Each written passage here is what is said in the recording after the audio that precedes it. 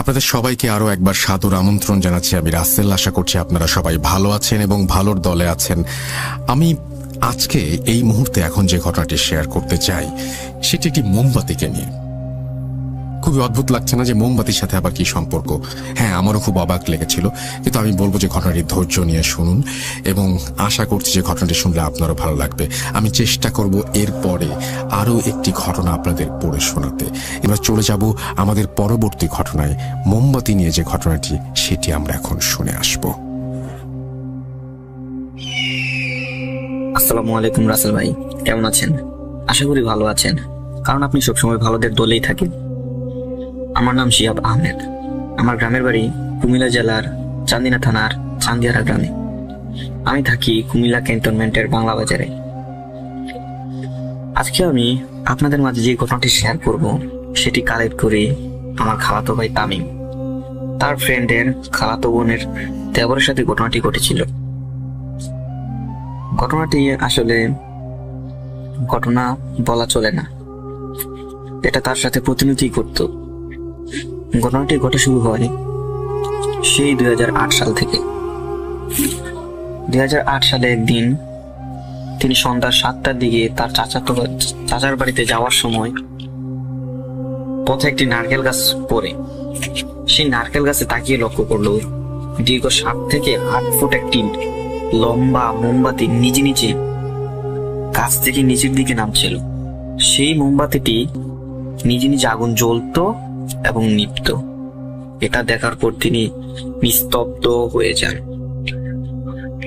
এবং তখন তিনি কোনো দিকেই মুভ করতে পারতেন না। তিনি জায়গায় স্টপ ছিলেন। ঠিক সেইভাবে 10 থেকে 15 মিনিট পরে নিজে নিজে শরীর ঠিক হয়। তারপর তিনি মুভ করতে পেরেছিলেন এবং তিনি সেদিন প্রচন্ড রকমের ভয় পেয়েছিলেন। বিষয়টি তিনি কারো কাছে শেয়ার করেননি। তার পরের দিন আসর নামাজের পরে যখন ওই রাস্তা দিয়ে ফিরছিলেন তখন তার গায়ে আগুনের হাওয়া লাগছিল। কিন্তু সেদিন বৃষ্টি ছিল, বৃষ্টির মধ্যেই আগুনের হাওয়া লাগছিল।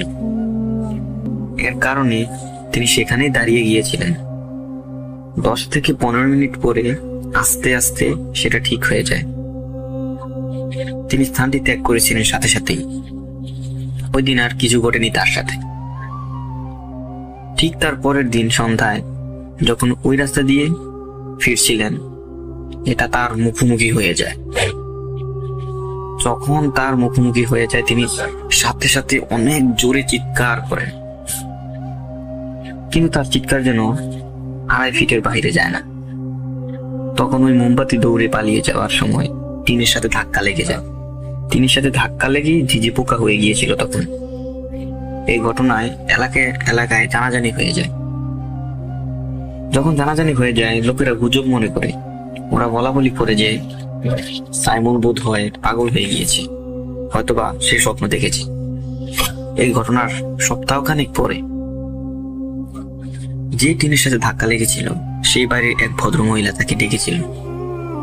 ডেকে বলে, ভাই, তোমার সাথে যে ঘটনাটি ঘটেছিল প্রথমে আমি কিন্তু বিশ্বাস করিনি, কিন্তু আমি নিজে সেটা দেখলাম।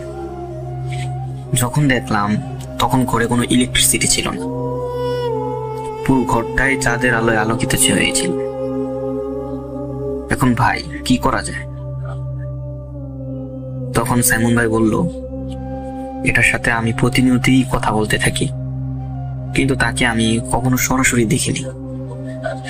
মহিলাটি তাকে জিজ্ঞাসা করে যে জিনটা সেটা কি ছেলে নাকি মেয়ে? তখন তিনি বলেন, এটা একটা ছেলে। এটা আমার অনেকভাবে হেল্প করতে চায়, কিন্তু আমি তার কাছ থেকে কোনো হেল্প নেইনি, কারণ সে যদি তার প্রতিদান স্বরূপ আমার কাছ থেকে কিছু চায়। আমরা ছিলাম 4 ভাই 1 বোন, তো আমি ভেবেছিলাম যদি কখনো সে আমার কাছ থেকে কিছু চায়, আমার পরিবারের কাকে চায়, কিংবা ভবিষ্যতে যদি আমি বিয়ে করার পর আমার ছেলে মেয়ে চায়, তাহলে তো আমি তাকে দিতে পারবো না। তো তাদের সাথে যদি কথা উলট পালট হয়ে যায় তখন কিন্তু তাদের সাথে আমাদের মানব জাতির কিন্তু বিরাট রকমের ক্ষতি হয়ে যায়। তো সেই কারণে আমি চাইনি তার কাছ থেকে কোনো হেল্প নেওয়ার জন্য। এরপর থেকে প্রতিনিয়ত তিনি ওর সাথে কথা বলতেন। যখন তার বন্ধুদের সাথে হাঁটাফেরা চলাফেরা করতেন তখনও তার সাথে কথা বলতেন। যখন তার সাথে কথা বলতেন তখন সে দেখতে পেত, কিন্তু তার বন্ধুরা ওই মোমবাতিটিকে দেখতে পেত না কখনো। তো সেটা ভেবে তার বন্ধুরা ভাবলো যে সে পাগল হয়ে গিয়েছে, সে পাগলের ন্যায় আচরণ করছে। তো এর কারণে তিনি এলাকায় 6 থেকে 7 মাসও পাগল হিসেবে আখ্যায়িত ছিলেন। যখন এলাকায় ঘটনাটি ভালোভাবে জানাজানি হয়ে যায়, তার কাছে অনেকেই আসছিল সাহায্য নেওয়ার জন্য। তিনি কখনো কাউকে সাহায্য করেননি। তিনি বললেন যে তোমরা যে আমাকে যেটা ভাবছো আমি আসলে তা না। আমি ওর কাছ থেকে কোনো হেল্প নিইনি, নেওয়ার চিন্তা ভাবনাও নাই। সো আমার কাছ থেকে এসে এই ব্যাপারে কোনো হেল্প না চাওয়াটাই বেটার। তো তিনি এই বিষয়ে কাউকে কোনো হেল্প করেননি। পরবর্তীতে তিনি সেই মোমবাতিটি তার কাছ থেকে মুক্ত হওয়ার জন্য আবদার করলো। তো মুক্ত হওয়ার জন্য আবদার করাতে সে বলল, না, আমি কি তোমাকে মুক্ত করতে পারবো না, কারণ আমি যদি তোমাকে মুক্ত করি তাহলে তুমি অনেক মানুষকে ক্ষতি করবে। তুমি আমাদের এলাকাবাসী কে ক্ষতি করবে এবং পৃথিবীর বিভিন্ন জায়গায় অনেক মানুষকে ক্ষতি করবে। তো আমি এটা চাই না, আমি তোমাকে মুক্ত করতে পারবো না। তখন তাকে আশ্বস্ত করলো যে না, আমি কাউকে কোনো ক্ষতি করব না এবং কোনো মানুষকে কোনো কিছু করব না। তুমি আমাকে দিতে পারো, আমি তোমার কাছে বাধাবদ্ধ হলাম। তো এটা শোনার পর তিনি বলেন, আচ্ছা ঠিক আছে, আমি তোমাকে মুক্ত করে দিব। কিন্তু কিভাবে? এটা শোনার পর তিনি বললেন যে সোনার উপর পানি দিয়ে এই জায়গাটাকে চিটিয়ে দিতে হবে সুন্দর করে চারদিকে, এবং গোলাপ জল আতর দিয়ে চিটিয়ে দিতে হবে। সে কাজটা করতে হবে রাত 12টার দিকে, এবং কেউ যাতে এই কাজটি করার সময় টের না পায় এবং দেখতে না পায়। এই শর্ত শোনার পর তিনি রাজি হয়েছেন।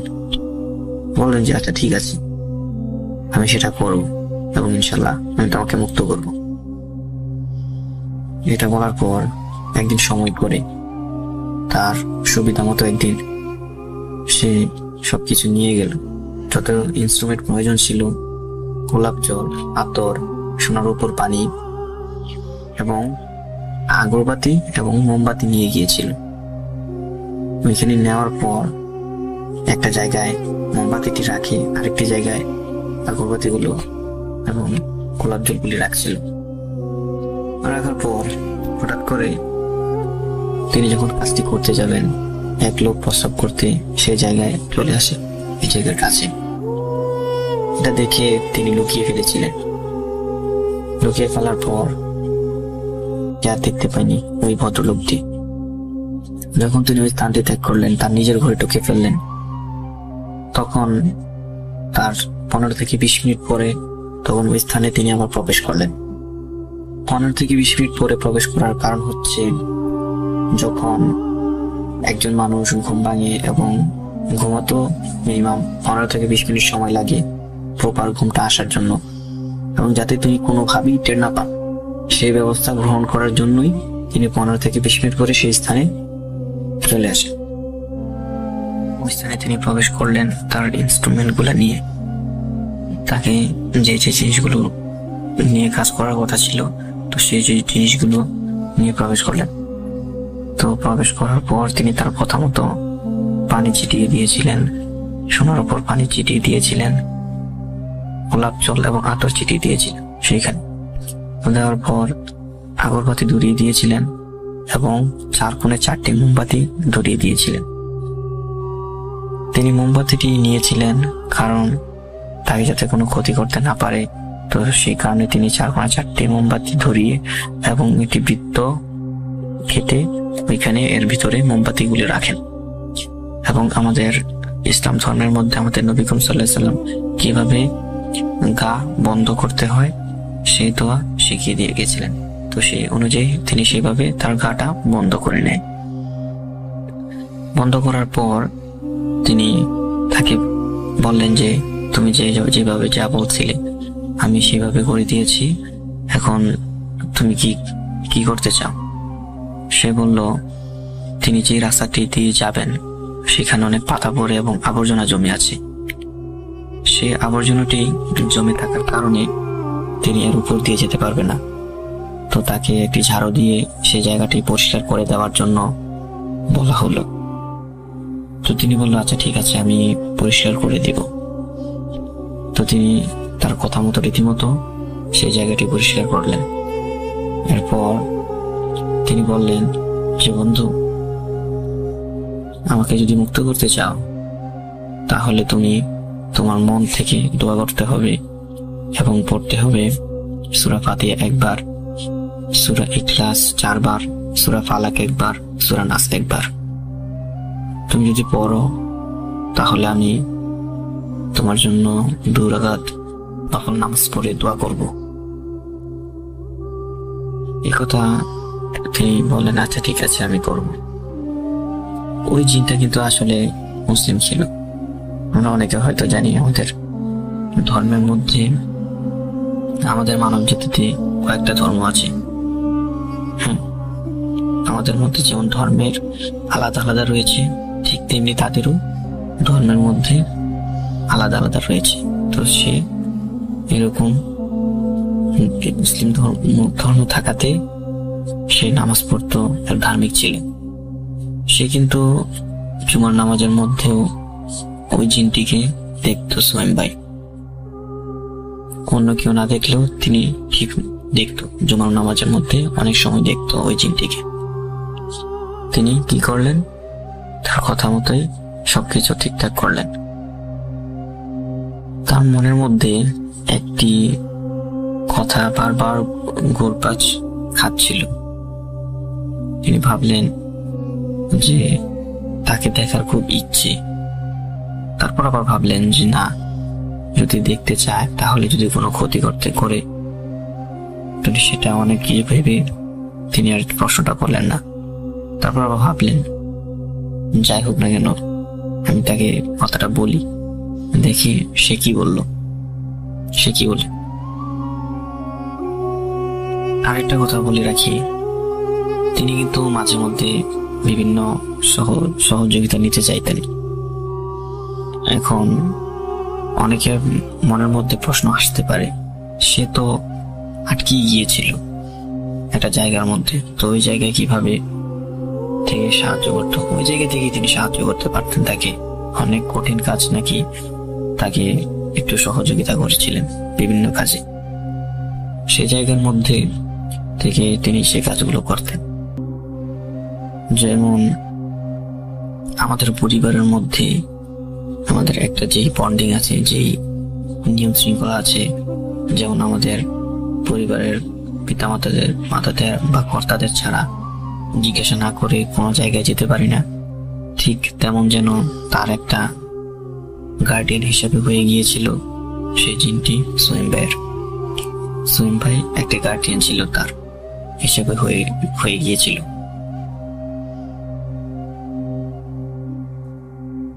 তখন তিনি উপলব্ধি করলেন যে তিনি কাজটা ঠিক করেননি। প্রায় 6-7 মাস তাকে আটকিয়ে রেখে তিনি তার মধ্যে সেই অনুশোচনাটা এনেছিলেন। কিন্তু একই ব্যাপার ছিল, প্রথম অবস্থায় তিনি ভেবেছিলেন যে যদি ছেড়ে দেয় তাহলে অনেকদিন কোনো মানুষকে কোনো ক্ষতি করতে পারে সেভাবে। কিন্তু পরবর্তীতে তিনি এটা ভাবলেন যে এতদিন রেখে তিনি সঠিক কাজ করেননি। আচ্ছা যাই হোক, পরবর্তীতে তিনি 7-5 না ভেবে তাকে বলেই ফেললেন যে তোমাকে আমি দেখতে চাই, তোমার রূপে আমি তোমার রূপটা আমি দেখতে চাই। তারপর তিনি বলেন আচ্ছা ঠিক আছে, আমি তোমার একটি আবদার পূরণ করব। তিনি একটি রূপ নিলেন।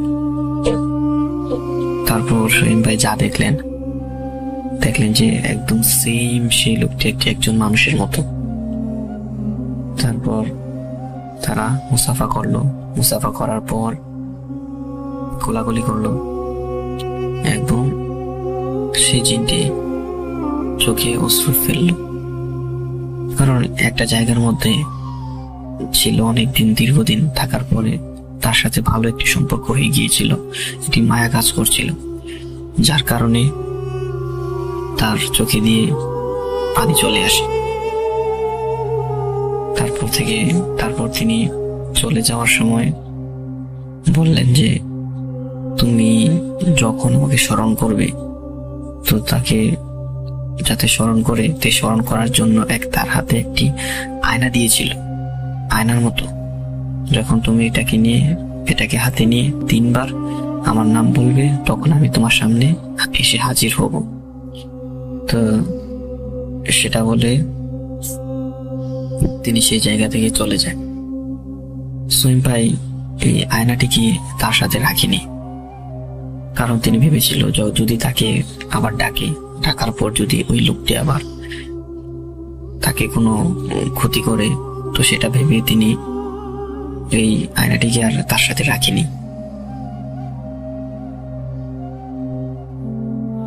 তিনি আয়নাটিকে তার সাথে রাখেনি এই কারণেই। তো তিনি পরবর্তীতে উপলব্ধি করতে পারলেন যে আসলে তার আয়নাটি রাখা উচিত ছিল, কারণ আয়নাটি রাখলে তার সাথে যদি যোগাযোগ করতে পারতেন পরবর্তীতে, তাহলে হয়তো অনেক কাজ তিনি করতে পারতেন, অনেক গরিব দুঃখীদের তিনি সাহায্য করতে পারতেন, এটা ভেবেছিলেন। তো এই ছিল প্রাথমিক স্টেজের ঘটনা। তারপর বিয়ের আগে তার আর কোনো ঘটনা ঘটেনি। 2012 সালে তিনি বিবাহবদ্ধ আবদ্ধ হন। তো সেটা এরপরে তার সাথে ঘটেছিল আর কি অন্যরকম ঘটনা। তো সেই ঘটনাটি আমি ইনশাল্লাহ আগামী সপ্তাহে আপনাদেরকে সেন্ড করব, যদি রাসেল ভাই এই ঘটনাটি আপনি প্লে করেন। এটি একদম সম্পূর্ণ সঠিক ঘটনা। সো বিয়ের পরে তার যে ঘটনাটি ঘটে তার মধ্যে অনেক ক্লাইম্যাক্স রয়েছে। যদি এই ঘটনাটি প্লে করেন তাহলে আমি পরবর্তীতে ওই ঘটনাটি সেন্ড করব। তো আশা করি ভালো থাকবেন। সবাইকে শুভকামনা রইল। আসসালামু আলাইকুম।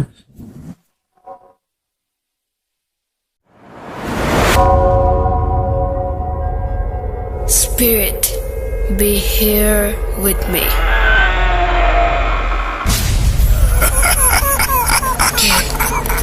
কে তুমি? Bhoot.com. The fear returns with Russell.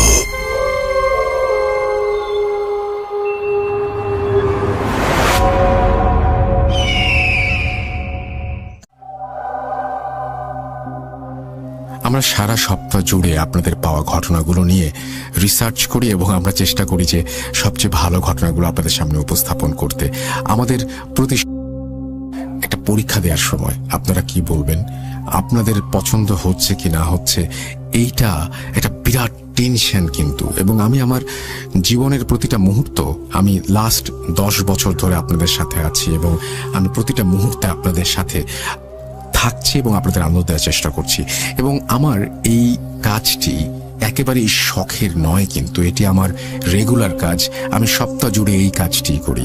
এমন নয় যে আমি জাস্ট মনে হলো তাই জন্য এই কাজটি শুরু করে দিলাম। এর পেছনে একটা প্রিপারেশন আছে, আমার 10 বছরের এক্সপিরিয়েন্স আছে। তারপরেও এখনো ভয় লাগে যে আপনারা পছন্দ করবেন কিনা। পরীক্ষা আসলে যেরকম টেনশন হয়, আমারও সেরকম টেনশন হয়। আর যেই মুহূর্তে আপনারা বলেন আজকের ঘটনা ভালো হয়েছে, সেই মুহূর্তে আমার সব ভয় কেটে যায়। আপনারা অনেক ভালো এবং আপনারা সবসময় কাছে আছেন, সাথে আছেন, পাশে আছেন বলেই এই সামনে এগিয়ে চলা। আমাকে অবশ্যই জানান যে আপনারা এই ঘটনাটি কেমন লাগলো সেটা, এবং সেই সাথে আপনারা যারা স্টুডিওতে আসতে চান তারা অবশ্যই আমাদের ইমেইল করে জানান। আমাদের মডারেটরদের জানান যে আপনি ইন্টারেস্টেড, তারা আপনাকে ইনস্ট্রাকশন দেবে, তারা আপনাকে গাইড করবে যে কিভাবে আপনি স্টুডিওতে আসতে পারবেন। এবং আমরা লাইভ শো শুরু করছি, সুতরাং এটা একটা বিরাট ব্যাপার, কিন্তু আপনাদের সহযোগিতা কাম্য এবং আমরা আশা করব যে আপনারা সেই সহযোগিতা আমাদের করবেন। তো যাই হোক, আমরা যেটা করতে চাই সেটা হচ্ছে এখন আমরা নেক্সট ঘটনায় চলে যেতে চাই। এই ঘটনাটি যখন ঘটে সে সময় হয়তো অনেক ঘটনাই ঘটতো, আমার তাই ধারণা ছিল। এই ঘটনাটি ল্যান্ড ফোনের সময়ের ঘটনা, তখন অনেক ঘটনা ঘটবে এটাই স্বাভাবিক, কিন্তু অবাক হই যে এখনো এই ঘটনা ঘটে। আমরা শুরু করেছিলাম ভয়ের ঘটনা সেই 10 বছর আগে, এখনো পর্যন্ত চলমান এবং এখনো পর্যন্ত নতুন নতুন ঘটনা পাচ্ছি আমরা। আমার কাছে মনে হয় অনেক রাইটারেরও এতদিন পর্যন্ত ঘটনা বানিয়ে লেখা সম্ভব না। তার মানে কি? তার মানে এই ঘটনাগুলো আসলেই ঘটে, এই ঘটনাগুলো আমাদের চারপাশে আছে। আমরা চলে যাচ্ছি আমাদের পরের ঘটনায়। আসসালামু আলাইকুম রাসেল ভাই, আশা করি আপনি ভালো আছেন, সবসময় ভালোর দলেই। আমিও ভালো আছি। ভূত.com এর সকল শ্রোতাদেরকে আসসালামু আলাইকুম। তো আমি বেশি না বাড়ি, আমি আমার ঘটনাতে চলে যাই।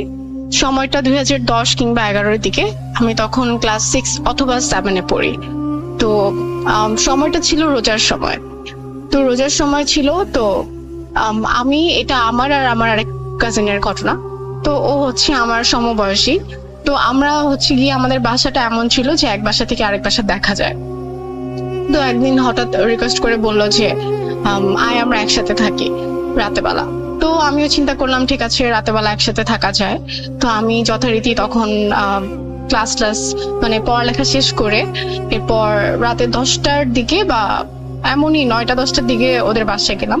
ওদের বাসায়, আমাদের বাসা থেকে ওদের বাসায় হেঁটে যেতে কাইন্ড অফ জাস্ট 2 মিনিট লাগে। তো ঠিক আছে গেলাম। যাওয়ার পর যেহেতু তখন রোজার সময় ছিল, আমরা তেমন কিছু খাওয়া দাওয়া করিনি রাতের বেলা। তো আমরা টিভি দেখছিলাম, এর মধ্যে সবাই শুয়ে পড়েছে। তো আমরা ইউজুয়ালি দুজন একসাথে থাকলে যেটা হয় যে রাতের বেলা টিভি দেখা হয় বা আড্ডা দেওয়া হয়। তো সেইভাবে সবাই, বাকি বাসার সবাই শুয়ে পড়েছিল। তো আমি ঘটনা শুরু করার আগে আমি একটি ছোট বর্ণনা দিয়ে দিই যে বাসায় ঘটনাটি ঘটেছে। সেটা হয়েছে যে ড্রয়িং রুমের বরাবর হচ্ছে একটি রুম ছিল, আর ড্রয়িং রুম থেকে হাতের ডান দিকে হচ্ছে আমার কাজিনের রুম ছিল। তো আমরা বেসিক্যালি ঘটনাটি ড্রয়িং রুম কেন্দ্র করেই। তো আমরা ড্রয়িং রুমে বসে বসে আড্ডা দিচ্ছি, সবাই কিন্তু ঘুমিয়ে গেছে। তো আমরা আড্ডা দেওয়ার সময়ের মধ্যে হঠাৎ করে রাতের 2টা কিংবা 1:45টার দিকে এমন একটা শব্দ পেলাম। তো যেহেতু আমি আর ও ঘরের মধ্যে আড্ডা দিচ্ছি, দরজা লাগানো ছিল, টিভি ছাড়া ছিল শুধু। তো আমরা 2 বোন আড্ডা দিচ্ছিলাম। তো ভেবেছি যে অন্য কেউ হয়তো উঠেছে, তো আমরা যে দেখি কে উঠেছে। তো আমি জাস্ট দরজাটা খুলে একটু ফাঁকা করে দেখলাম যে কেউ উঠেছে আর কি। এর মধ্যে দেখলাম যে বরাবর যে রুম ছিল, ওদের বরাবর রুমেই থাকতো হচ্ছে ওর দাদা এবং দাদি। তো দেখলাম যে দাদা উঠেছে। দাদা রাতের বেলা উঠতেই পারে, অনেক সময় পানি খেতে উঠে বা আমরা নানা কারণে উঠি রাতের বেলা ওয়াশরুম ব্যবহার করতে হলে। তো দাদা উঠেছে যখন, তো দাদার সাথে আমাদের সম্পর্কটা এরকম ছিল যে আমরা অনেক মানে দুষ্টামি করতাম, যেহেতু দাদা। তারপর হচ্ছে মানে আমাদেরকে অনেক আদর করতেন। তো দাদা উঠেছে, আমি যে দাদাকে জিজ্ঞেস করলাম যে দাদা আপনি কোথায় যাচ্ছেন? আমরা তো টিভি দেখতেছি, আপনি আসেন আমাদের এখানের সাথে টিভি দেখেন। তো দাদা হচ্ছে গিয়ে আমি দাদাকে ডাক দেওয়ার আগে যখন দেখলাম যে দাদা, অ্যাকচুয়ালি দাদার মুভমেন্টটা ছিল হচ্ছে আমি আর কাজিন যে রুমে ঘুমানোর কথা, মানে কাজিনের রুমে, সেই রুমের দিকে উনি যাচ্ছিলেন। তো আমার কথা শুনে দাদা আমার দিকে ফিরে তাকালেন, ফিরে থেকে তাকিয়ে জাস্ট আমার রুমের দিকে, মানে ড্রয়িং রুমের দিকে আসছিলেন।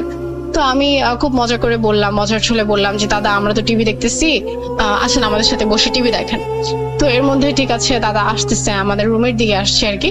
মানে জিনিসটা কেমন, একটু খুব বেশি তাড়াতাড়িও না, আবার খুব বেশি জলদিও না, কাইন্ড অফ যে খুব রিল্যাক্সেশনের মুডে একটা। হ্যাঁ, দাদা আমাদের দিকে আসছে।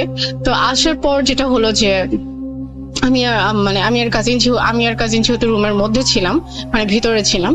তো দাদা আসার পর সে দেখলাম যে তার এক হাত দিয়ে আমার ডান হাতের কবজি ধরেছে, মানে তার এক হাত দিয়ে আমার ডান হাতের কবজির ওখানে ধরেছে অনেক শক্ত করে, প্লাস হচ্ছে আরেক হাত দিয়ে রুমের দরজাটা বন্ধ করছে। তো তখন আমার এক মুহূর্তের জন্য মাথায় আসলো যে রুমের দরজা কেন বন্ধ করছে দাদা। তখন আমি অনেক ছোট, মানে ক্লাস 6-7 বলতে তখন আমি অনেক ছোট। তখন আমার মাথায় অন্য কোনো কিছু চিন্তা আসার আগে বললাম যে মানে রুমের দরজা বন্ধ করছে এত রাতে বেলা, মানে জিনিসটা একটু ফিসি ফিসি লাগছে।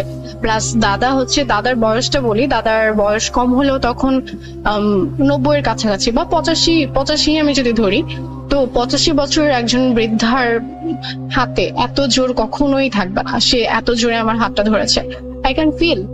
সো এরপর কি হয়েছে, দাদা যখন দরজা লাগানোর চেষ্টা করছে, তো আমি র্যান্ডমলি দাদার সাথে কথা বলতেছিলাম যে দাদা কি হয়েছে, বা আপনি আসেন বসেন আমাদের সাথে। তখনও আমি দুষ্টামির মুডেই আসছি। এর মধ্যে কি করেছে আমার কাজিনটা, কি করেছে সামহাও, যখন দাদা মানে আমার আর দাদার কনভারসেশন হচ্ছিল, সামহাও সে এই রুম থেকে বের হয়ে ওর রুমের দিকে চলে গেছে। তো ওর রুমের আর ড্রয়িং রুমের ডিস্টেন্সটা কাইন্ড অফ কত, একটা রুমের মতো মানে 7-8 ফিটের মতো ডিস্টেন্স হবে ওর রুমের মধ্যে আর ড্রয়িং রুমের মধ্যে। তো ও কিন্তু চলে গেছে। তখন আমার চিন্তা হচ্ছে আমি কিভাবে এখান থেকে বের হব, কারণ এটা খুব আনবিলিভেবল, মানে যে জিনিসগুলো হচ্ছে আমার সাথে। দাদা মেন কথা হচ্ছে দাদা কোনো রিপ্লাই দিচ্ছে না। আমি দাদার সাথে অনবরত কথা বলছি কিন্তু দাদা কোনো রিপ্লাই দিচ্ছে না। তো এরপর আমি হাতটা ছেড়ে, আল্লাহর কি রহমত আমি জানি না, আমি হাত ছেড়ে দৌড় দিলাম। দৌড় দিয়ে ওর রুমে যে ড্রয়িং রুম থেকে ওর রুমে যে দরজাটা লাগিয়ে জাস্ট আমি কাঁপা শুরু করেছি যে মানে কি হলো, মানে কি হচ্ছে। তো আমি আমার কাজিনকে জিজ্ঞেস করলাম তুই আমাকে রেখে কেন চলে আসলি। তো হি ওয়াজ লাইক যে আমি বের হওয়ার পর তোমাকে নিয়ে আসতাম। তো ও মানে এই জিনিসটা আমার খুব খারাপ লাগলো যে অ্যাকচুয়ালি কি হচ্ছিল। তো আমরা চলে আসার পর এর একটু পরে ড্রয়িং রুমে, যেহেতু আমরা বললাম যে ড্রয়িং রুমে আমরা আড্ডা দিচ্ছিলাম, টিভি দেখছিলাম, তো সেখানে আবার একটা টেলিফোন সেট ছিল। তখন আর কি ল্যান্ডলাইন আমরা যেগুলো ইউজ করি, তখন ল্যান্ডলাইন ছিল। তো ল্যান্ডলাইন বেজে উঠলো রাতের, তখন মানে অলমোস্ট 2টা বেজে গেছে। তো ভাবলাম ল্যান্ডলাইনের মধ্যে এত রাতে বেলা ফোন দেওয়ার তো কোনো মানুষ নাই, এত রাতে বেলা কেন ফোন বাজবে। তা আমরা আরো নার্ভাস হয়ে গেছি যে এত রাতে বেলা কি ফোন দিল, আমরা কি উঠে ফোন ধরবোই কিনা বা যাবো কিনা, এই সাহসটুকু আমাদের আর হচ্ছে না। তো এরপর অলমোস্ট এমন মানে এত ভয় করছিল, ভয় কাট মানে আর এখান থেকে হিল করার কোনো কিছু পাচ্ছিলাম না যে আমরা কাউকে ডাক দিয়ে বলবো কাহিনী বা এরকম কোনো কিছুরই সাহস হচ্ছে না। তো একটু সাহস সঞ্চার করলাম, যেহেতু রোজার দিন আর এটা 2:45টার দিকে সবাই উঠে যায় সেহরির জন্য। তো সেহরির জন্য যখন উঠলো সবাই, তখন আমরা দেখলাম সবকিছু নর্মাল বলতে আমরা যে সোফার রুমে ছিলাম সেখানে টিভি দেখছিলাম, সেখানে সবাই যে খাওয়া দাওয়া করছে, মানে ইউজুয়ালি সেহরির সময় তারা টিভি দেখে মানে দেখা যায় যে টিভির সামনে বসে বসে খাওয়া দাওয়া করে আর কি। তো সেখানে দেখলাম দাদাকেও সে নর্মালি খাওয়া দাওয়া করছে, আমরা সবাই খাওয়া দাওয়া করলাম। তো আমার আর সেদিন আর খাওয়া দাওয়া মানে সেহরিটা আর খাওয়া হলো না, মানে আমার ভালো লাগছিল না। আমার কথা হচ্ছে আমি কতক্ষণে বাসায় আসবো। তো আমি আমার কাজিনকে বললাম যে আমি এখনই বাসায় যেতে চাই। তো আমাকে বললো দরকার নেই এখন না, তো তুমি এখন কিভাবে যাবো। আমি বলছি না, আমার বাসায় মানুষ উঠছে সেহরি খাওয়ার জন্য, আমি চলে যাবো। তো বলছে না থাক, আমি সকালবেলা তুমি সকালবেলা উঠেই চলে যাবো, এখন রাতের বেলা গেলে দরকার নেই। তো আচ্ছা ঠিক আছে। তো এরপর সবাই যখন উঠলো, সবকিছু সিচুয়েশন খুব নর্মাল, মানে তখন একটু সাহস সঞ্চয় হলো। তো সেদিন চলে গেল, সকালবেলা উঠে আমি বাসায় চলে আসলাম। তো ওই দিনের কাহিনী বা ওই দিন রাতের বেলার কাহিনী আমি কাউকে বলিনি। তো 2 দিন পর আমার সেই কাজিন আমার বাসায় আসছে। তো বাসায় আসার পর বললো যে তুমি কি কাজিন মানে কথা কি কাউরে বলছো নাকি। তা আমি বললাম না, আমি তো কাউকে বলি নাই, কিন্তু আমি কি বলবো। তো বলতেছে শুনো তাহলে আমি তোমাকে একটা কথা বলি, আসলে ওই দিন রাতের বেলা যা হয়েছে আমি জানি এটা বললে তুমি আরো ভয় পেয়ে যাবা। আমি বলছি কি হয়েছে, বলে কি আসলে মানে দাদা উঠে নাই সে রাতের বেলা। বলছি কেন, তাহলে আমরা কার সাথে কথা বলছি। বলে কি অ্যাকচুয়ালি দাদা উঠে নেই, কারণ দাদু যখন ঘুমায় মানে দেখা যায় যে দাদা যখন উঠবে তখন দাদুকে পার হয়ে উঠতে হয়। তো যেটা হয় যে দাদা উঠলে অবশ্যই দাদু বুঝবে। তো আমরা যখন দাদুকে জিজ্ঞেস করেছি যে দাদু তুমি কি মানে রাতবেলা উঠা হয়েছিল কিনা, তখন দাদু বলছে যে না উঠে নেই, আমরা উঠেই নেই, আমরা সেহরির আগে কেউই উঠে নাই। প্লাস হচ্ছে আমরা আরো শব্দ পাইছি যে তোরা টিভি দেখতেছিলি, তো আমরা তো উঠি নাই, আর উঠলেও তো আমি বুঝতাম, তোর দাদা উঠলে আমি বুঝতাম, কারণ আমাকে পার হয়ে তো তার নামতে হবে খাট থেকে। তাদের আবার অনেক বড় পালং ছিল, উঁচা পালং, আগের দিনের যে পালং গুলো থাকে। তো চিন্তা করলাম তো ওটা কে ছিল, তো বলছে না আমরা তো যখন, তারপরে ও আমাকে অনেক কিছু, আমরা অনেক ক্যালকুলেশন মেলানোর চেষ্টা করলাম যে আমরা যখন সিঁড়ির সময় উঠেছিলাম তখন দেখলাম যে সবকিছু নর্মাল। তখনই তো দাদার সাথে, দাদাও খুব নর্মাল, বা সবকিছু সচরাচর যেভাবে চলে, যেরকম পরিবেশ থাকে সেরকম পরিবেশে। তো সেখানে কে ছিল? দাদা ছিল না। প্লাস হচ্ছে গিয়ে এত একটা বৃদ্ধ মানুষের এত শক্তি কখনোই, আমি জানি না কখনো হতে পারে কিনা, কারণ আমি যখন আমাকে হাত ধরেছে আমার মনে হয়েছে যে আমি হাতটা ছুটাতে পারবো না। আর এরকম করে এরকম বিহেভিয়ারের কোনো মানে হয় না, কারণ এসে সে দরজা লাগানোর পর তার মুখে র্যান্ডমলি একটা মুচকি হাসি ছিল। সে কিন্তু কোনো কথা বা কোনো কনভারসেশন আমাদের সাথে বাড়ায়নি, বা কোনো কনভারসেশন আমাদের সাথে করেনি, তার মুখে একটা মুচকি হাসি ছিল। তো ব্যাপারগুলো আমাকে আরো বেশি, তখন চিন্তা করলাম যে আসলে দাদা ছিল কিনা, বা এটা কে ছিল। তো এরপর হচ্ছে এই কথা শোনার পর আমি আরো ভয় পেয়ে যাই যে অ্যাকচুয়ালি ওটা দাদা ছিল না। তো এরকম অনেকদিন পর দেখলাম যে ও নিজে নিজেই বললো যে আমাদের বাসায় এরকম আসলে অনেক ঘটনা হয়, আমি আসলে তোমাকে বলি নাই কখনো যে তুমি ভয় পাবা বা তুমি আমাদের বাসায় থাকতে আসবা না, কিন্তু আমাদের বাসায় এরকম র্যান্ডমলি অনেক ঘটনা হয়। যেমন হচ্ছে আরো কিছু ঘটনা আছে, ছোটখাটো ঘটনাগুলো, কিন্তু ইনশাল্লাহ আরেকদিন পাঠাবো সে ঘটনাগুলো। আমার ঘটনাটা ভালো লাগলে অবশ্যই শেয়ার করবেন রাসেল ভাই। আর food.com নতুন করে চালু করার জন্য ধন্যবাদ, কারণ এখানে দেখা যায় অনেক সময় আমি আগের সময় না হওয়ার জন্য ভূত FM শোনা হতো না, কিন্তু food.com এ যেহেতু রেকর্ডেড থাকে তখন আমি আমার সময় মতো শুনতে পারি, বা দেখা যায় আমরা কাজিনরা একসাথে নাইট স্টে করলে সেখানে শুনতে পারি। এটা খুবই ভালো একটা ইনিশিয়েটিভ হয়েছে। Thank you so much Rasel ভাই, সবাই ভালো থাকবেন।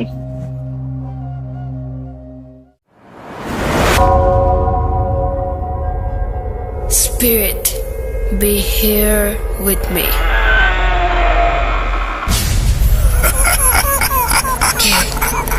কে তুমি? Bhoot.com. The fear returns with Russell.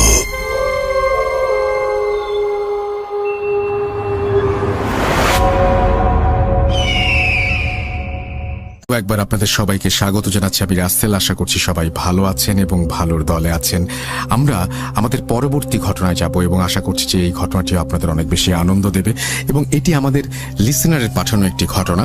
এবং এই সপ্তাহে আমরা প্রচুর পরিমাণে ঘটনা পেয়েছি যেগুলো ইমেল পেলে আমার সবসময় ভালো লাগে, এবং আজকেও ইমেল পেয়ে আমার ভালো লাগছে, এবং আশা করছি যে আপনাদেরও ভালো লাগবে।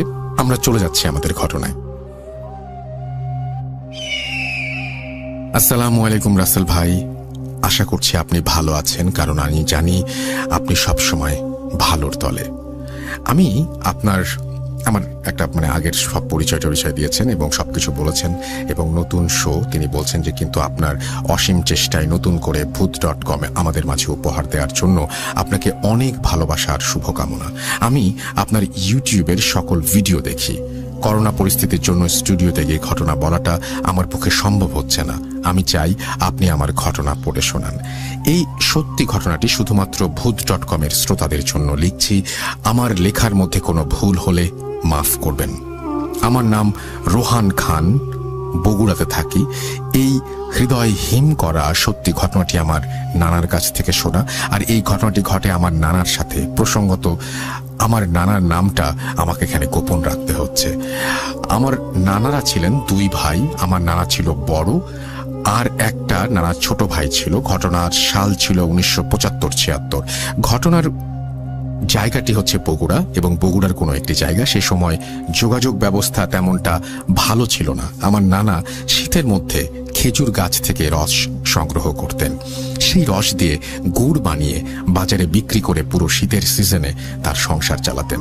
আমার নানাদের বেশ অনেক খেজুর গাছ ছিল, বেশ সুখেই তাদের দিন পার হচ্ছিল, কিন্তু বেশি সুখ নাকি কপালে সয় না। নানা বিকেলে প্রতিটা গাছে মাটির হাড়ি লাগিয়ে আসতেন খেজুরের রস সংগ্রহ করার জন্য, আর ভোরে সেগুলো গাছ থেকে নামিয়ে নিয়ে আসতেন। তারপর সেগুলো গুড় আর লালি বানিয়ে বাজারে বিক্রি করতেন। আমার নানাকে রস সংগ্রহ করতে তার বন্ধু বাসেদ সাহায্য করতেন। প্রতিদিনের মতোই ভালোই চলছিল সবকিছু, কিন্তু সমস্যা হলো কিছুদিন থেকে আমার বড় নানা আমার বন্ধু বাসেদ মিলে একদিন বিকেলে গাছে খেজুরের রস নামানোর জন্য মাটির হাড়ি লাগাচ্ছিলেন। বিশাল বড় একটা পুকুরের পাড় দিয়ে সেই খেজুর গাছগুলো, আর গাছগুলো থেকে পুকুর পাড় থেকে একটু দূরে জঙ্গলে। আমার নানা সেই জঙ্গলে গাছে মাটির হাড়ি লাগিয়ে বাসায় ফিরলেন, আর খুব ভোরে উঠে গেলেন সেই রস সংগ্রহ করতে। কিন্তু হাড়ি গাছ থেকে নামানোর পর দেখলেন পুরো হাড়ি ফাঁকা, একটুও রস নেই।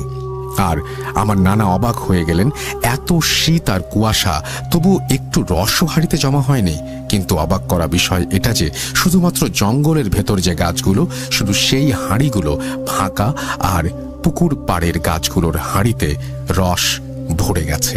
আমার নানা 7-5 না ভেবে আবার বিকেলে গাছগুলোতে মাটির হাড়ি লাগিয়ে আসেন, কিন্তু আবার সেই একই ঘটনা ঘটে। পুকুর পাড়ের গাছগুলোতে হাড়িতে রস ভরে যায়, আর জঙ্গলের গাছগুলোতে হাড়ি ফাঁকা। তখন আমার নানা ভাবল, হয়তো এইটা কেউ দুষ্টুমি করে রাতে জঙ্গলের খেজুরের রসগুলো চুরি করে খাচ্ছে বা নিয়ে যাচ্ছে, কিন্তু আশেপাশে কোনো বাড়িঘরও নেই। তখন নানা আর বন্ধু মিলে ঠিক করলেন তারা 1 সপ্তাহ পর রাতে কিছুটা সময় পাহারা দেবেন। যেই ভাবা সেই কাজ। প্রথম সপ্তাহে আমার নানা পাহারা দিলেন, কিন্তু কিছুতেই কোনো সমাধান পাচ্ছিলেন না। পরের সপ্তাহে নানার বন্ধু একাই ঠিক করলেন যে রস চুরি করে তাকে হাতে নাতে ধরবেন, এবং সেইভাবে তিনি হ্যারিকেন আর একটা লাঠি নিয়ে সেই জঙ্গলে গেলেন পাহারা দিতে। সময় পার হয়ে যাচ্ছে, কিন্তু কাউকে দেখতে পাচ্ছেন না। ঠিক করেন বাড়িতে ফিরে আসবেন। হঠাৎ তিনি খেয়াল করলেন কেউ একজন গাছে হামাগুড়ি দিয়ে উঠছেন। তিনি ভাবলেন, আজ তোর একদিন কি আমার একদিন। এইভাবে তিনি লাঠি আর হারিকেন নিয়ে এক দৌড়ে গাছের কাছে চলে যান। কিন্তু হারিকেনের মিটিমিটি আলো আর জ্যোৎস্নার আলো যেটা দেখলেন, সেটা দেখার জন্য তারা মোটেও প্রস্তুত ছিলেন না। তিনি দেখলেন মানুষের মতো একটা অবয়ব গাছ থেকে নেমে আসছে, আর বুঝতে বাকি রইল না যে আজ কপালে অনেক খারাপ কিছু ঘটতে যাচ্ছে। তিনি অনুভব করলেন তার পুরো শরীর অবশ হয়ে যাচ্ছে। তিনি ধীরে ধীরে মাটিতে বসে যাচ্ছেন, আর সেই অবয়বটা কাছে হামাগুড়ি দিয়ে এগিয়ে আসছে। তারপর তিনি এটা দেখে নিজেকে আর সামাল দিতে না পেরে সেন্সলেস হয়ে যান। তারপর তিনি নিজেকে আবিষ্কার করলেন তার নিজের ঘরে। তিনি জানতে চাইলে আমার নানা বলেন যে তিনি গাছ থেকে হাড়ি নামাতে গিয়েছিলেন, তখন দেখলেন সে গাছের নিচে তিনি সেন্সলেস হয়ে পড়ে আছেন। তখন আমার নানা তাকে বাসায় নিয়ে আসেন।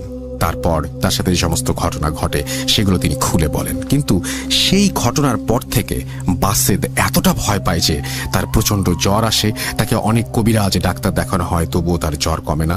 তার কিছুদিন পরে বাসেদ মারা যায়। নানার কাছের বন্ধুর মৃত্যু নানা মেনে নিতে পারেননি। তারপর থেকে বাসেদকে সেই পুকুর পাড় থেকে একটু দূরে তাকে কবর দেয়া হয়।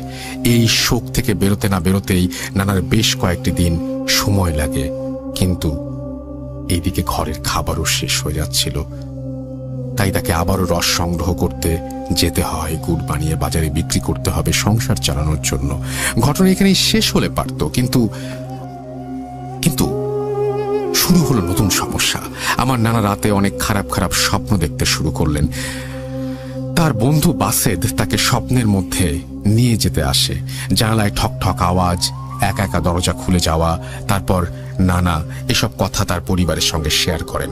পরিবারের সবাই তাকে বলেন বন্ধুর মৃত্যু হলে অনেকে মেনে নিতে পারে না, আর সেটা আমার নানাও মেনে নিতে পারছেন না।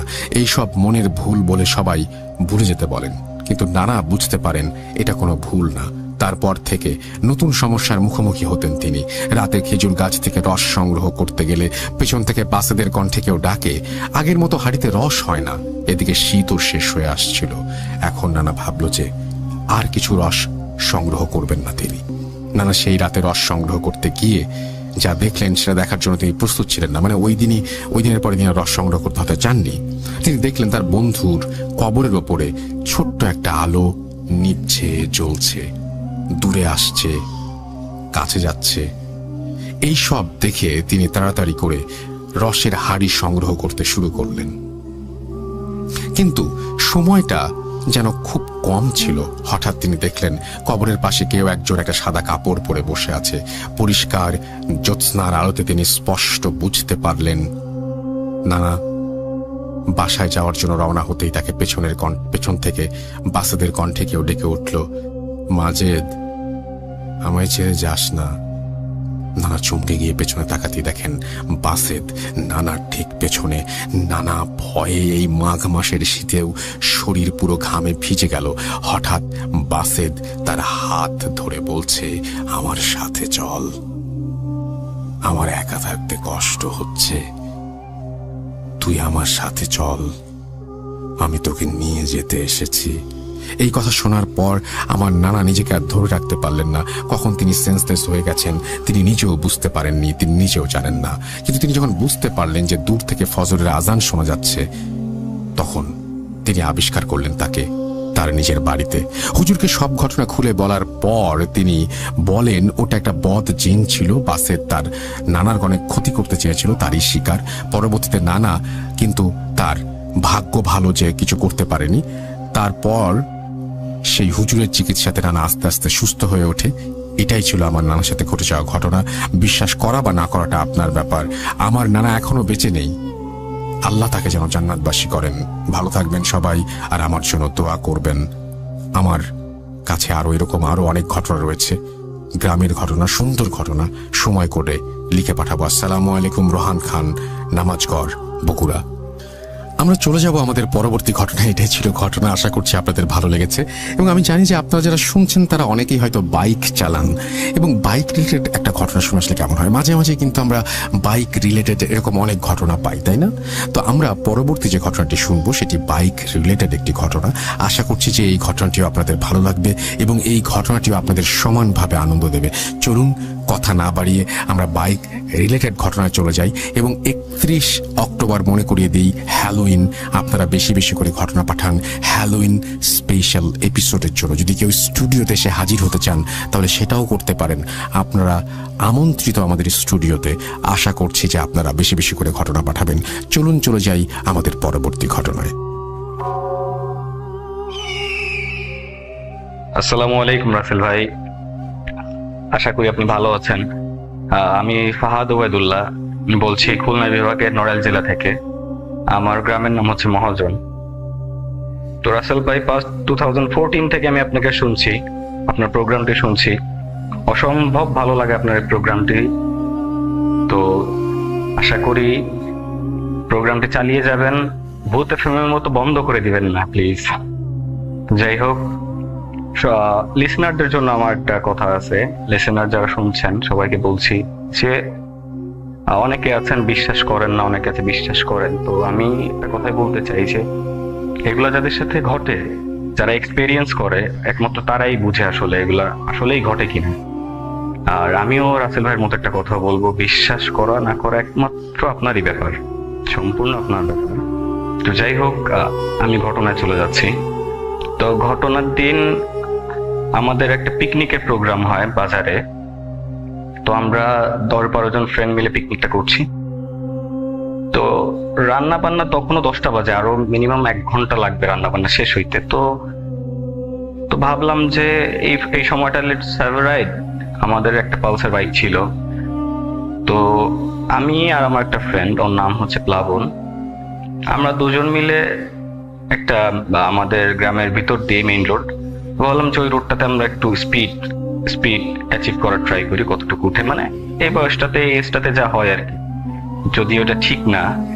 তো আমাদের গাড়ি আমরা চালাচ্ছি প্রায় 90-95 প্লাস।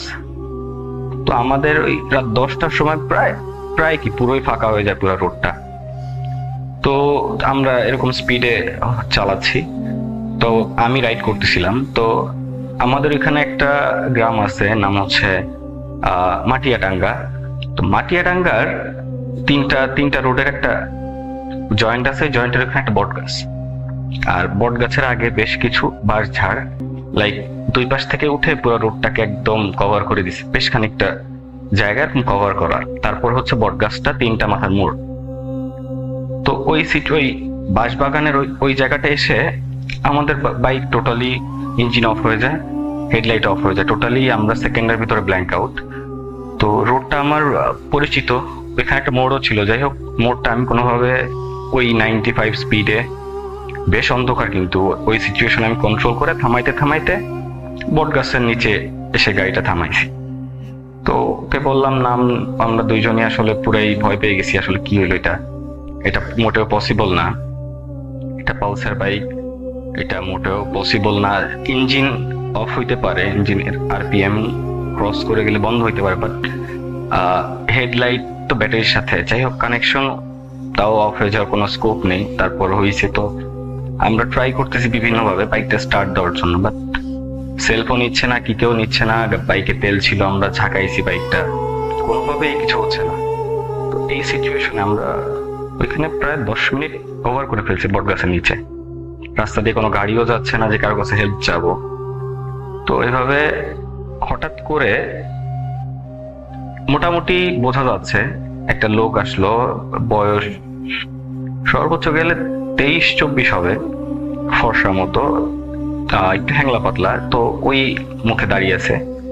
তো ওই সিচুয়েশনে ওই লোকটা আনএক্সপেক্টেড ছিল আমাদের কাছে। তো উনি খুব সুন্দর আমাদের সাথে, তার এই অন্ধকারের ভিতরও তার যেন কেমন জানি বোঝা যাচ্ছে তার ফেসটা, সে একটু ফর্সা মতো বাট একটু হ্যাংলা পাতলা। তো আমাদের বলতেছে, ভাই আপনারা কার? আমি বললাম যে আমাদের পাশে অমুক গ্রামে, তো এই দিকে যাচ্ছিলাম, হঠাৎ করে এইভাবে আমি পুরো ঘটনা তাকে খুলে বলি। তো সে বলে, আমি কি একটু ট্রাই করতে পারি, আমাকে একটু চেষ্টা করতে দিবেন? বলে হ্যাঁ শিওর, করেন। তো সে প্রথমবার হয়নি, দ্বিতীয়বার সে জানি না কিভাবে সে কিক দিয়ে স্টার্ট করে ফেলছে, যেটা আমরা 5-10 মিনিটস ধরে ট্রাই করতেছিলাম। আমি মোটামুটি বাইক সম্পর্কে আমার আইডিয়া আছে, কিন্তু আমি পারতেছিলাম না, বাট সে এসে পারছে। যাই হোক, আমাদের বললো, ভাই রাত অনেক হয়েছে, আপনারা এইসব জায়গায় চলাফেরা করবেন না কখনোই, এটা রিস্কি, জায়গাটা ভালো না। তো আমি বললাম যে ভাই আপনাকে তো চিনলাম না। আমি চিনতাম, গ্রামের লোকজনকে চিনতাম মোটামুটি। আমি জিজ্ঞেস করলাম, ভাই আপনার বাসা কোন গ্রামে, আপনার বাসা কোথায়? তো সে কেমন জানি আঙ্গুলটা, মানে কোনো একটা রোডের দিকেও না, একদম বাঁশঝাড়ের দিকে আঙ্গুলটা তুলছে। তা আমি আসলে ভেবা চেকে খাই যে আসলে কি হইলো, ওদিকে হাত করলো। তো আমি আর কোনো প্রশ্ন না করে আমি বললাম, আচ্ছা আসসালামু আলাইকুম, আসি। সে কিন্তু একজন হুজুর মনে হচ্ছিল তাকে। তো সালাম দিয়ে আমি অনেক কাজ করতে পারছি যে আসলে বিষয়টা কি হচ্ছে, বা মানে আমার কেমন জানি এবার একটু সন্দেহ হচ্ছে। তো আমি আমার ফ্রেন্ডটাকে, প্লাবনকে, জাস্ট 2 সেকেন্ড বাইকটা আমি চালাইছি, 5 হাত বা 6 হাত আমরা আগাইছি। তো ওকে আমি বললাম যে ভাই পিছনে তাকাতো। তো জাস্ট পিছনে তাকায় বললো যে, পিছনে ঘুরে বললো যে ফাহাদ বাইক জোরে টান। তো মানে টোটালি সে ওই 2 সেকেন্ডের ভিতরে হাওয়া, একদম হাওয়া, সে তাকে আমাদের দেখার কথা, কিন্তু সে 2 সেকেন্ডের ভিতর কোন দিকে গেল হাওয়া। তো আমি বাসায় চলে আসি বাইক টেনে, ওই দিন আর পিকনিকে যাইনি। তো ভাই আমি পরে খোঁজখবর নিছি, বাইকের কাছেও খোঁজখবর নিছি। এটা আসলে বাইকটা ব্যাটারি থেকে কোনোভাবেই, হেডলাইট তো ব্যাটারিতে চলে, তো কোনোভাবে বন্ধ হওয়ার কথা না। তো আর একটা বিষয় হচ্ছে, গ্রামের কিছু প্রবীণ মুরব্বীদের কাছে আসলে বিষয়টা আমি মেনে নিতে পারতেছিলাম না। তো আমি যেহেতু আপনাকে আমি শুনি, আসলে আমার ইচ্ছে ছিল যে দেখি এটার গভীরে যে কি হয়। তো আমি প্রবীণদের কাছে জিজ্ঞেস করে শুনলাম যে আমাদের ওই দিক দিয়ে বাস চলাচল করে, আমাদের বাসার সামনে দিয়ে, মহাজন টু ঢাকা। তো ওই রোডে এক সময় একটা ড্রাইভার দেখছে যে রোডের ভিতরে অনেক বড় একটা অজগর, লাইক অনেক বড়। তো এটা আসলে আমার শোনা, প্রবীণদের কাছ থেকে শোনা, আমার নিজের বানানো কথা না। তো এটা দেখে সে মানে কন্ট্রোল করতে যে ভয় পেয়ে যে ওই বট গাছের গোড়ায় মেরে দিছিল। ইভেন এখনো গাছে একটু হইলে বোঝা যায় যে আসলে এখানে বড় একটা আঘাত আছে গাছে। তো গাছে মেরে দেয়। তো সে তার সাইডটা বাঁচায় নেয়, তার অনেক বেশি হতাহত, মানে তার হতাহত হয়নি, সে অনেক বেশি কাটা ছেঁড়া, সবারই খুব বাজে অবস্থা ছিল। তো এটাই হচ্ছে ঘটনা। তো আমার যা মনে হচ্ছে ভাই, আমার মনে হলে কি হবে তারপরও বলি, যেমন হতে পারে যে আমরা এই যে ঘটনাটা, এই জায়গাটা আসলেই খারাপ, আমরা যেটা ফেস করছি, কোন একটা ভালো কিছু এসে আমাদেরকে সেভ করছে, আমাদের সাথে হয়তো খারাপ কিছু হতে পারতো। তো এইটা আমি জানি না এটা কোনো ভৌতিক কাহিনী কিনা, এটা কি আসলে আমার লাইফে ঘটছে, এটা আমার কাছে হরর মনে হয়েছে। লিটারেলি আমি একা একটা রুমে বসে আপনাকে বলছি, তা আমার লিটারালি আমি ঘেমে যাচ্ছি। তো এই ছিল রাসেল ভাই ঘটনা। ভালো থাকবেন, আমার জন্য দোয়া করবেন।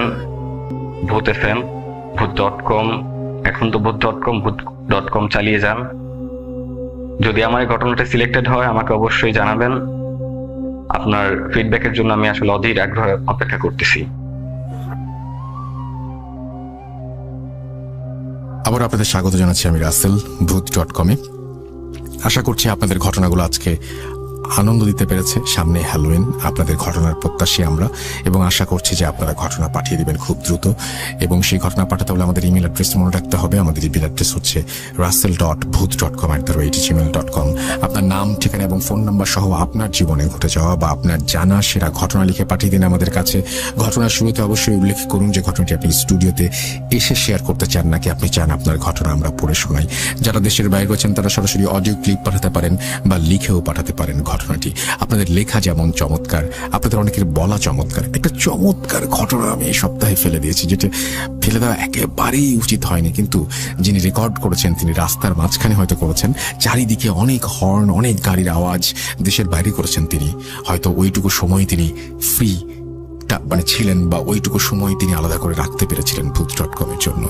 I am really sorry, but মানে আপনারা কি হয়তো শুনতে পেতেন না। আমি তাকে রিকোয়েস্ট করেছি আবার নতুন করে ঘটনাটি একটি কোয়াইট প্লেসে রেকর্ড করে দেওয়ার জন্য। তো যাই হোক, আমাদের সামনে হ্যালোইন এবং সামনে লাইভ, সো আমরা অনেক বেশি এক্সাইটেড। আশা করছি আপনারাও excited, because this is your show and মানে you have to be excited for this, right? এবং আমি জানি যে এক্সাইটিং লাগছে আপনার কাছেও আমার মতোই। তো যাই হোক, কথা হবে আবারও আগামী সপ্তাহে। বুঝতেই পারছেন আজকে একদম শেষ সময়ে চলে এসেছি। অনেকগুলো ঘটনা আজকে শেয়ার করলাম, জানি না কেমন হয়েছে। যদি খারাপ হয় মাফ করে দেবেন, আর যদি ভালো হয় তাহলে অবশ্যই অবশ্যই আরো বেশি আমাদের উৎসাহিত করবেন। আমার পরীক্ষা কেমন হলো জানার প্রত্যাশায় আমাদের ফেসবুক পেজে লিখতে পারেন www.facebook.com/russell.স্বাধীন।